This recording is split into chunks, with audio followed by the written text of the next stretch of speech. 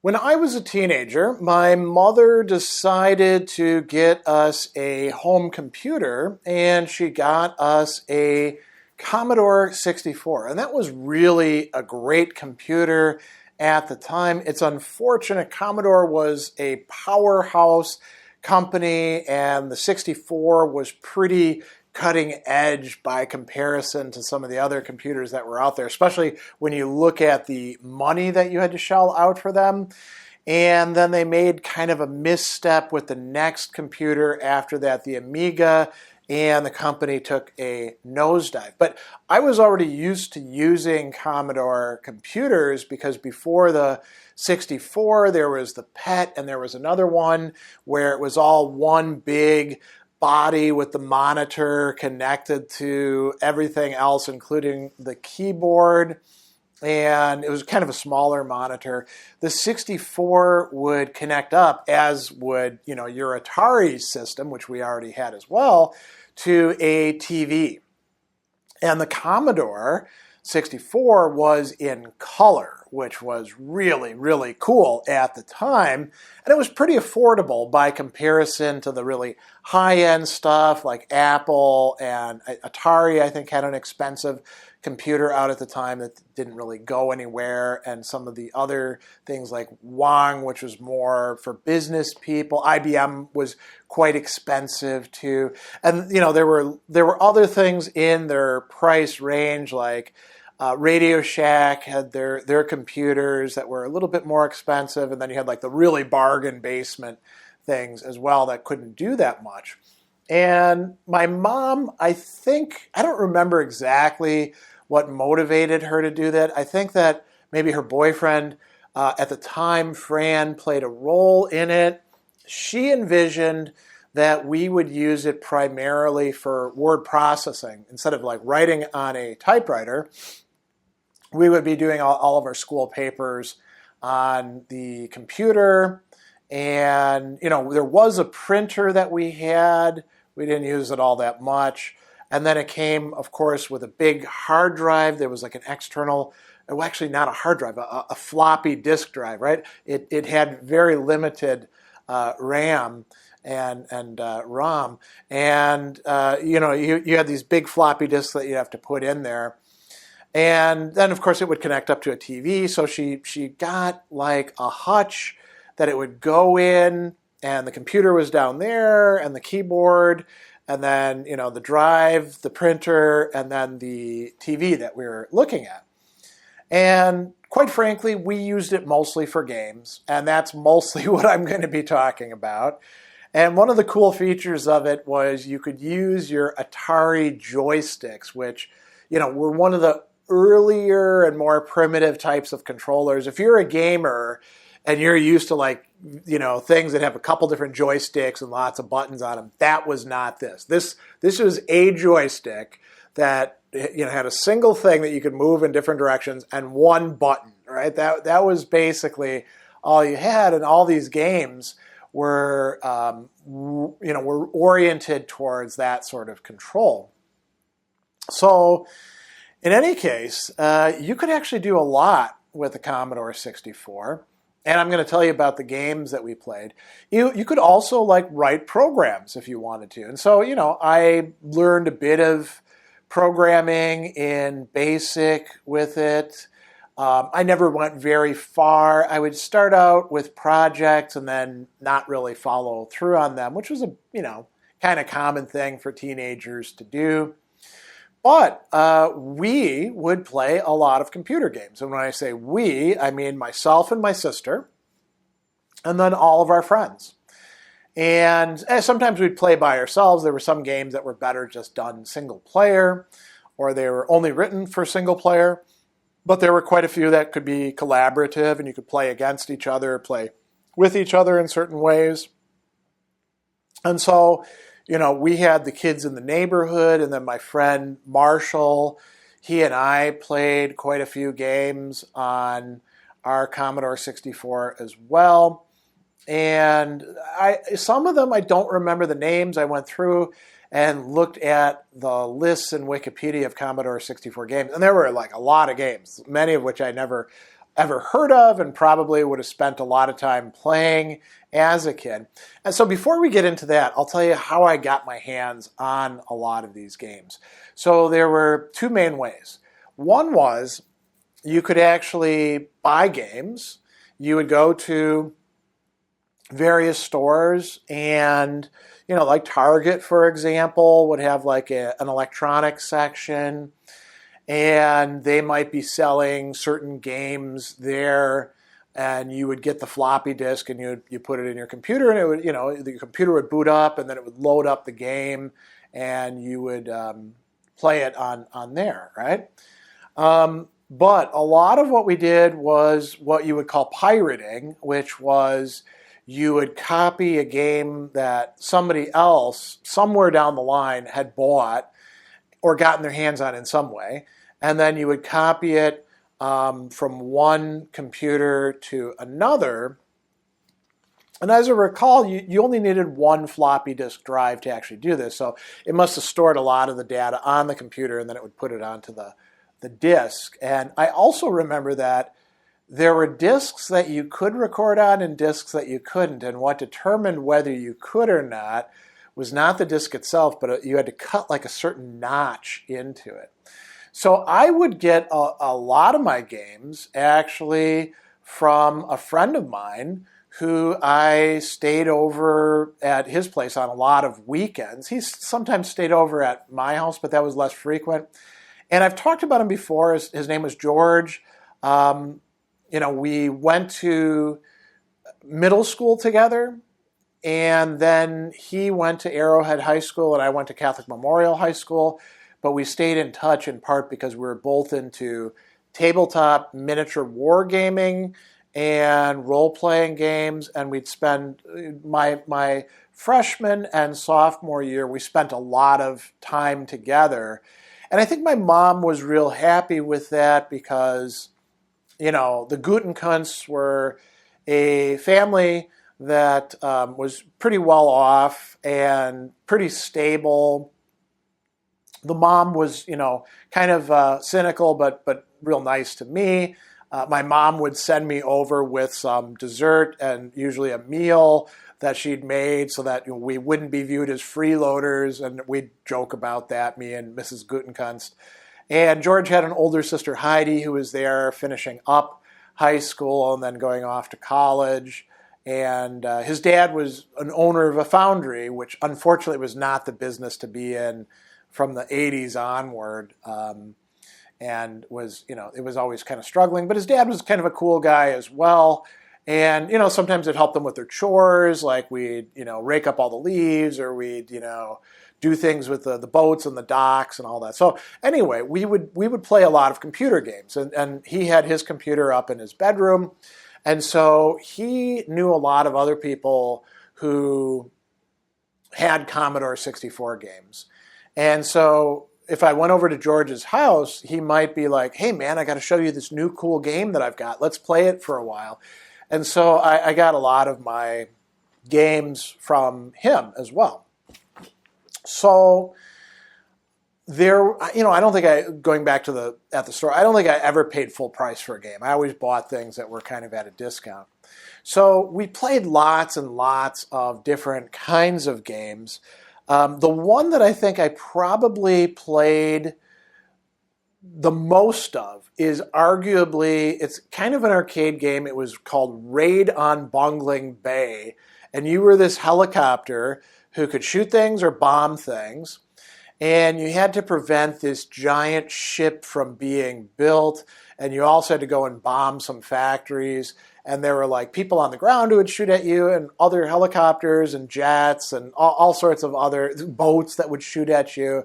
And so it was kind of a cool game. And you played it by yourself, but other people would watch you while you played it because there was so much cool stuff in it. And if you got to the very end of the game, there was like sort of a sequence that you would see. I think you actually got like a parade, and there were fireworks and stuff like that. So that was a game that I played a lot of.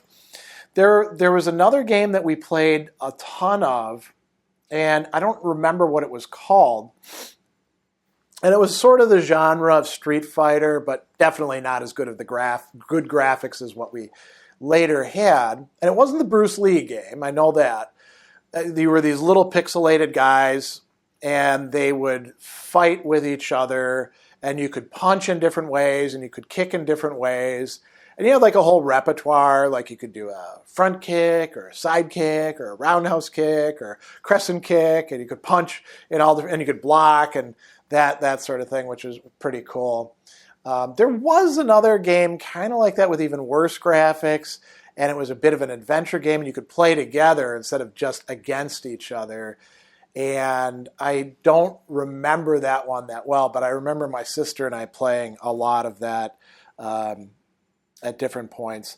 Another game that was pretty time-consuming that, was very open-ended and super complicated in ways was a space game called Elite, where you had a spaceship and you could travel all over the place and buy goods and sell them and fight pirates and upgrade your ship and stuff like that. And the worst part about that was docking, and it would play the Blue Danube Waltz while you're trying to dock, and you had to like spin it just right. Everything was in 3D, and it was easy to damage your ship. And so first thing you would buy to upgrade your ship was like an automatic docking thing.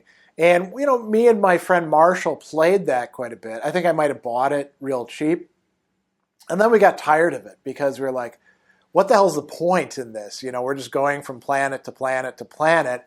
What is the goal of this game? And we didn't actually have any answers. Another that he and I played a good bit of was an Apache simulator. And it might have been the game called Gunship, or it might have been the game called Apache. All I remember is you went on missions, and Marshall, my friend, he actually became a helicopter crew chief mechanic. He was fascinated with helicopters, and we all thought Apaches were so cool back then because, they were like a very advanced kind of attack helicopter with Hellfire missiles. And so, you could play the Apache, and I think you could play a couple other earlier helicopters. And, you'd go on missions in Vietnam or in other places. I think you could even like fight against the Soviets, but you died pretty quick in those scenarios. And so, we would play with our joysticks and fly around. And that could be a two-person operation because you had to do some stuff with the keyboard. So like one person would be flying and then the other person would do the keyboard stuff. We had another game that we also spent a lot of time on, and it was called Racing Destruction Set. And I remember I bought that in a discount rack. And you could make all of these tracks, and they could have like raised terrain, and you could have them be pretty big and go in different directions with options, or they could be pretty small, and you could have like motorcycles, trucks, cars. I think you might have even been able to have buses. And you could. It was 2D and 3D, so you could like drive your cars around this, and you could do racing, or you could like set up a ramp and jump super high in the air. And of course, once you hit, you mess up your suspension and stuff like that. So it had stats, and you could collide with each other. You could do smash up derby if you wanted. So we spent a lot of time playing with that. You could also make the roads icy, and then you'd have to have like spikes on your tires. So that was a lot of fun. Me and my sister played a lot of that. I played a lot of that with the neighbor kids, and me and Marshall played quite a bit. There were also quite a few arcade games that we would play as well. The one that we spent the most time on was Spy Hunter. And it's funny because it's got that Peter Gunn theme, da da da da da da da da da da da da da da da, and we thought that was just called the Spy Hunter song because we'd never seen Peter Gunn. And it was like the arcade game. You'd be driving along and you could bump cars off, and I think you could get missiles and things, and it would get tougher and tougher the more you went on. There were like limos that would shoot at you and helicopters that would try to bomb you, and you had to watch out for obstacles, and you'd die sooner or later playing it. We also, I think, had a kind of version of Pac-Man. We had a version of Frogger. My sister was more into that kind of stuff. We also had there was an arcade game that I really enjoyed playing that we got a copy of for the 64 called Wizard of War. And I think I remember, but I might be wrong about this, playing Joust on the Commodore 64 as well. So, arcade games, kind of mindless entertainment. There was also an older Star Trek game that I'd played a variant of with friends in middle school long before the Commodore 64 was available. And it was on kind of like a grid thing, and you'd have to enter in, instructions into it, and then it would it would not print out, but it would show you a map of like where you were and where the Klingons were. And you could also run into Romulans, and I think the Tholians and a few others as well. And you had a certain number of photon torpedoes and phasers, and it was an interesting game. So I played that a bit, but not that much of it.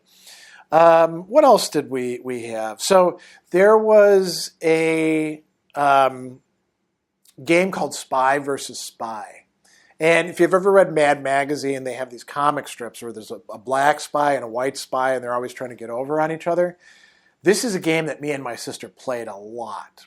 And actually, me and Marshall played a lot, too. So you'd have these two spies, and their ultimate goal is to, kill each other. And they could set traps and investigate things and do all sorts of other interesting... And they could poke each other with a stick, And that was we spent a lot of time playing that. You could have a very small set of 6 rooms, or it could be really big, and you'd have to keep track of where you set traps. My sister unfortunately didn't have great memory, so sometimes she'd get nailed by her own traps. We also played a good bit of war games. And I remember, and I don't remember the name of it, having a war game where you were the Germans fighting the Russians, and it was a tactical, squad level. I didn't play that long, but there were a couple other ones that I played quite a bit of. And one of them, I don't know the name of it, but it was the U.S. and NATO fighting against the Soviet Union and Warsaw Pact in the 1980s using 1980s equipment. And it was very complicated, lots of different scenarios available. And it was kind of like a real-time game where you would give them orders and then you could see them moving on the map and fighting each other. And it was at the level of squads and individual fighting vehicles, and it was pretty cool, but it also tended to crash your computer sometimes if you had too many things going on, and it was hard to keep track of to play. There was another game that was at a much, much higher level called Geopolitik that I played a lot, and that one I remember I got from George. As a matter of fact, the other one I got from George as well. I think George played it, and he's like, this is too damn complicated, you can have it. But Geopolitik was, you are the U.S., and you're facing off against the Soviet Union, and it's the Cold War, and you allocate, economic resources, build armies, build navies, engage in subversion and diplomacy, and there were all these other countries that were, or regions that were represented, Western Europe, Eastern Europe, Central Europe, Great Britain, large parts of Africa, Brazil, other parts of South America, Mexico, Canada, India, China, Iran, the other parts of the Middle East, Australia, Indonesia. And they could be leaning towards the Soviets, they could be leaning towards you, and you would kind of jockey for a position. And you could win the game without actually going to war, but it could also turn into hot war. And then, you'd actually have to fight a war and do all the logistic things with that. And that took up a lot of my time because I thought it was pretty cool. I also played a couple, I'm not sure what these games are called, but they were essentially text-based adventure games. And I had 2 of them. One was Zorg, which is a very old adventure game like that. And you'd get a description of where you are, and then you would enter your commands, and then it would have you do things like you could say go west, or look in the chest. You would type in your instructions. And I also had Hitchhiker's Guide to the Galaxy, and I could never figure out how to get past the first part of it, so I gave up on that. Zorg, I explored quite a bit and spent more time with that, and that was a good bit of fun. And then what else did we have? Just a few other games. There was some game, and I think Marshall might have had this and given it to me, where you were a U.S. submarine in World War II in the Pacific, and you had to go and sink Japanese, capital ships, destroyers, tankers, other cargo ships, troop ships, and stuff like that. And that was like a simulator, and that was pretty cool. I also bought a version, and I know we had moved into our other place by this time, so it must have been like 1988 or 1989. And I don't know what the game was called, but it was based on the Ogre set of games by Steve Jackson, where you have these gigantic AI tanks that are ogres, and they fight against generally human forces that have heavy tanks and infantry and ground effect vehicles and missile tanks and stuff like that. And the goal is to stop the massive ogre. And you could play the ogre, or you could play the human defenders. You could have ogres fight each other. And then the other game that we had that we played quite a bit of, and it's kind of sad to say, was called Strip Poker. And you were actually playing poker. And if you won, or you won a round, they would have like a image of a woman, totally pixelated, very, very poor graphics at that sort of time. But, we were like teenagers, so, and porn wasn't readily available online, because there was no online at that time. So, we thought this was so cool. And of course we had to keep it secret from our parents. You'd mislabel the floppy disk as something else, and you put it in when nobody else is there. And it would take you forever to get them to actually take anything off. And when you actually had the big reveal, you're like, oh, okay, well, this is not that great. But we played those games anyway. And so, we got a lot of use out of that Commodore 64. I did use it occasionally for writing something. My mom, I think, did some spreadsheets with it. But for the most part, it wound up being a game console, just with more complicated games than what we would have with Atari or Intellivision or stuff like that. We had Atari. Some of our richer friends had Intellivision. That was the big rival at the time. And it was a lot of fun. It was kind of cool, to do that. You learned a lot about ins and outs of computers. But pretty soon the Commodore 64 was outmatched. By the time that I got to college, and I was in my sophomore year, my friend Ed put together a 286 for me, or it might have been a 386. By that time, Commodore was off the scene, and people had moved on, and things were getting better and better and better. More memory, more processing speed, better monitors that were actually not a TV but an actual monitor, better video cards, and it got different very quickly, and so we kind of left it behind. But I was thinking about it the other day because somebody was talking about the Commodore 64, and I was like, yeah, for its time, that was a pretty damn good computer. And we could have done a lot with it. We mostly used it for entertainment, but it was a bona fide, actual, personal home computer. And I don't know what my mom did with it. She probably sold it or something like that. But anyway, that's the story. A little blast from the past about my teenage years and a computer that we got a lot of use out of.